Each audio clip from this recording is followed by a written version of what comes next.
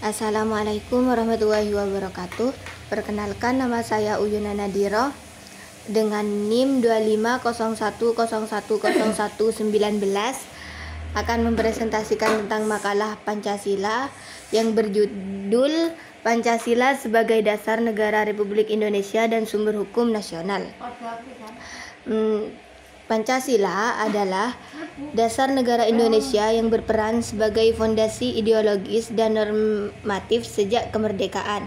Diperkenalkan pertama kali oleh Soekarno pada 1 Juni 1945 dalam sidang BPUPKI. Pancasila menjadi jawaban atas tantangan bangsa Indonesia yang beragam.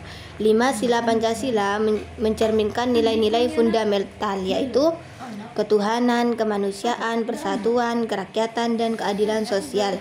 Prinsip-prinsip ini tidak hanya menjadi pedoman kehidupan bernegara, tetapi juga sumber hukum tertinggi yang mendasari semua peraturan di Indonesia. Pancasila sebagai dasar negara Indonesia mempunyai peran yang sangat penting pada kehidupan berbangsa dan bernegara. Pancasila menjadi paduan primer dan pembentukan segala peraturan serta kebijakan di Indonesia.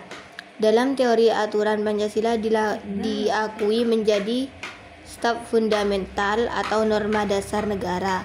Adalah Pancasila merupakan asal berasal segala sumber hukum yang ada pada Indonesia, sehingga setiap peraturan perundang-undangan yang didesain wajib melandaskan nilai-nilai yang terkandung dalam Pancasila.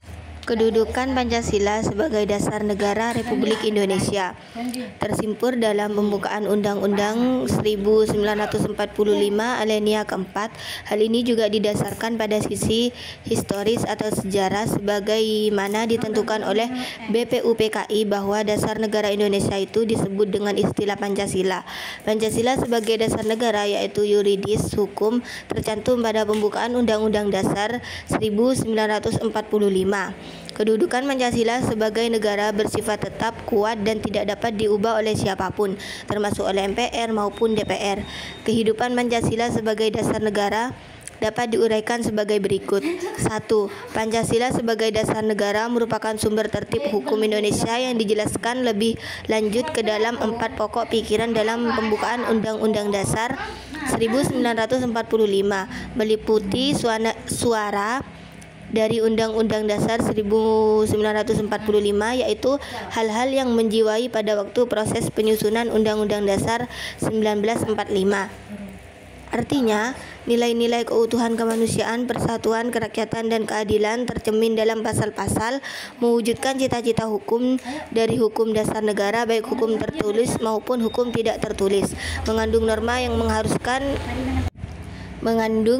yang mengharuskan undang-undang dasar yang berisikan mewajibkan pemerintahan dan lain-lain penyelenggaraan negara, termasuk para penyelenggaraan partai dan golongan fungsional, memegang teguh cita-cita moral rakyat yang luhur.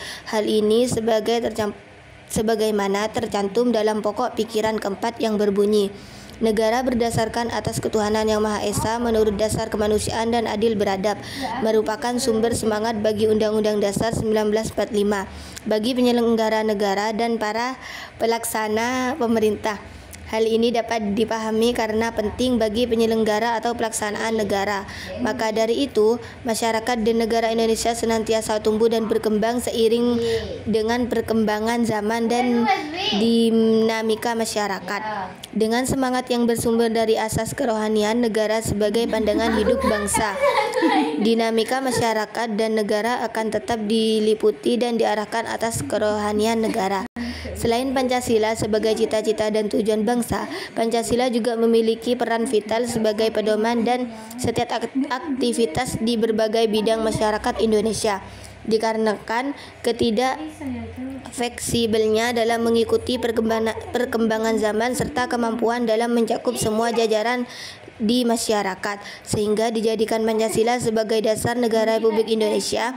Hal ini sesuai dengan pembukaan Undang-Undang 1945 khususnya alinea keempat yang berbunyi, Maka disusunlah kemerdekaan kebangsaan Indonesia itu dalam suatu Undang-Undang Dasar Negara Indonesia yang berbentuk dalam suatu susunan negara Indonesia yang berkedaulatan rakyat dengan berdasarkan kepada ketuhanan yang Maha Esa, kemanusiaan yang adil dan beradab, persatuan Indonesia, kerakyatan yang dipimpin oleh hikmat kebijaksanaan dalam permusyawaratan perwakilan, serta dengan mewujudkan keadilan sosial bagi seluruh rakyat Indonesia. Pancasila memiliki fungsi dan peran sebagai dasar negara yang merupakan fungsi pokok.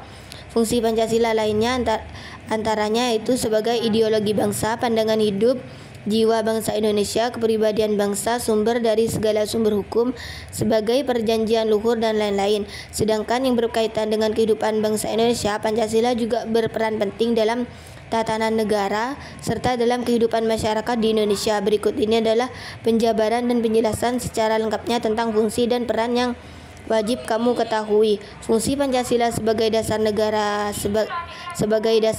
negara memiliki beberapa fungsi, diantaranya sumber dari segala sumber hukum Indonesia. Dengan demikian Pancasila merupakan asas kerohanian tertib hukum Indonesia. Yang kedua, suasana kebatinan dari Undang-Undang Dasar. Yang ketiga, cita-cita hukum bagi hukum negara.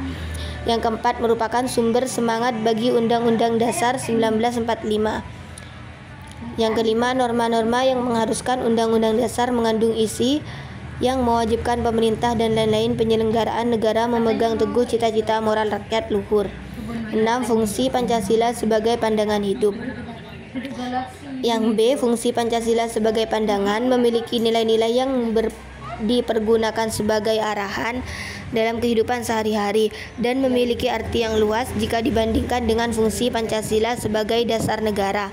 Fungsi Pancasila sebagai pandangan hidup mencakup seluruh dan aktivitas masyarakat bangsa Indonesia. C. Fungsi Pancasila sebagai ideologi bangsa.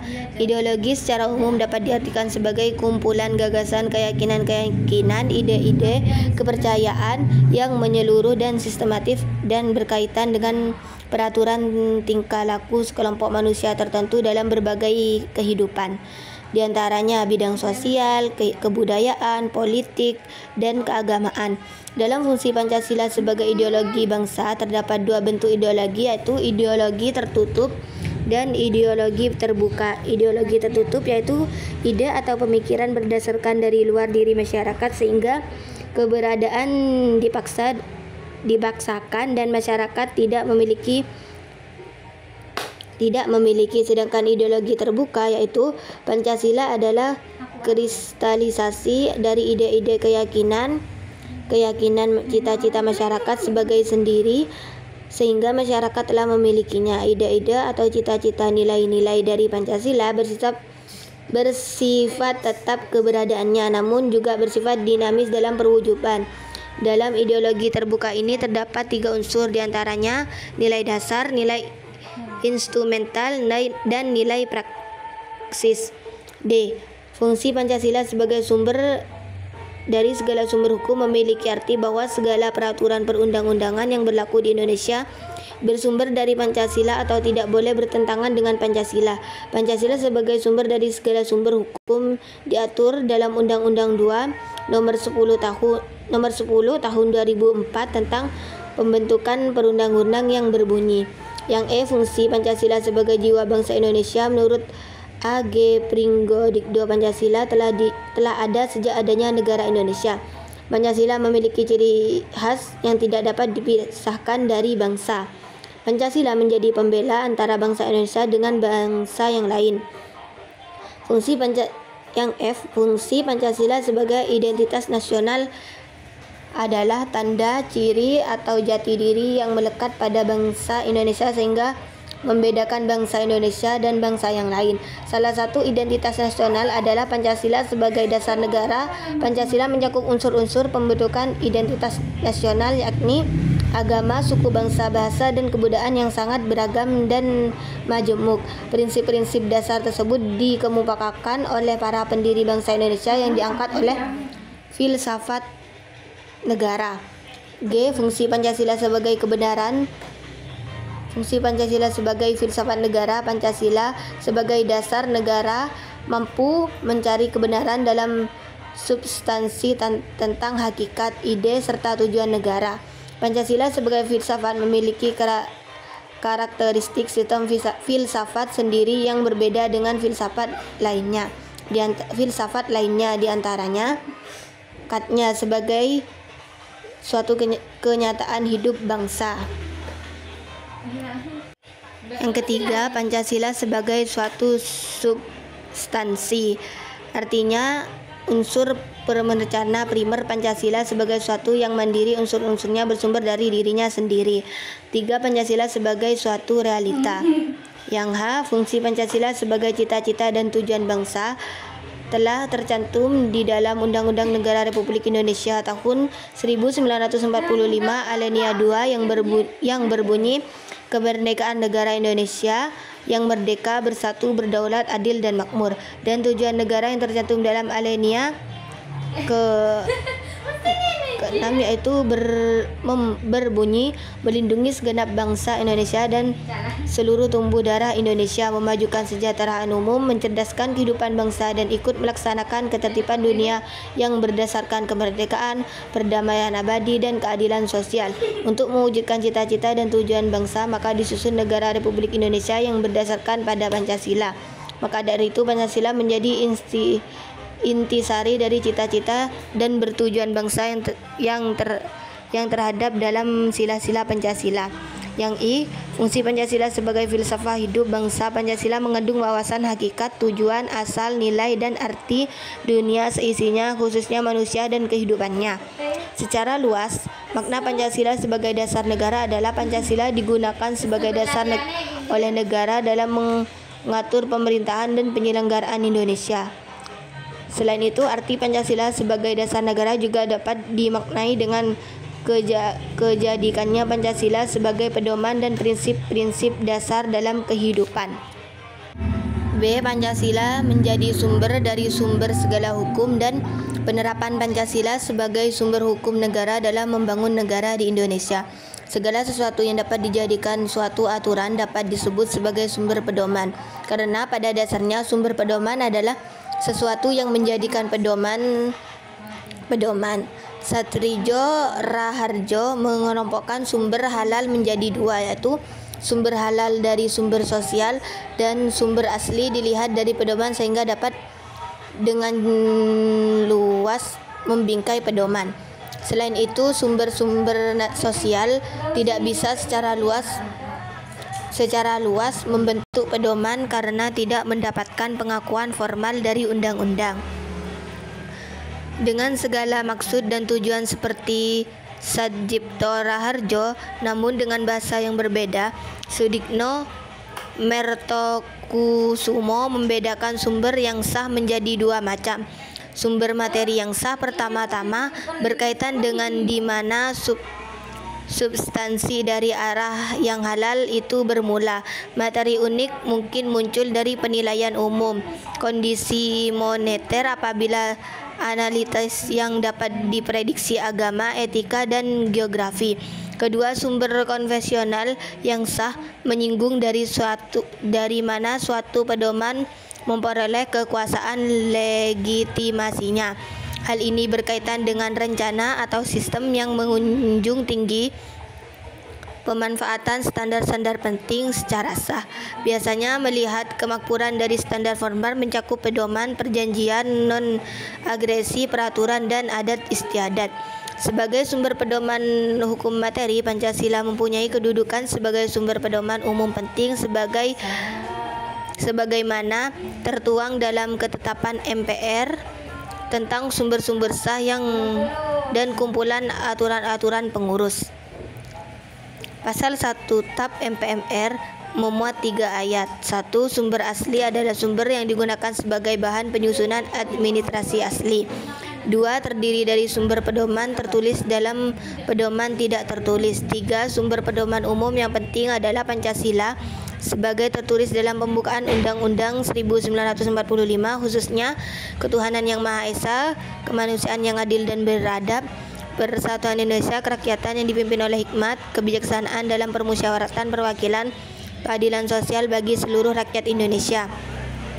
Keunikan Pancasila sebagai pedoman ditegaskan kembali dalam Pedoman P3 dalam pasal 2. Pedoman ini disebutkan bahwa Pancasila adalah sumber dari segala sumber pedoman negara.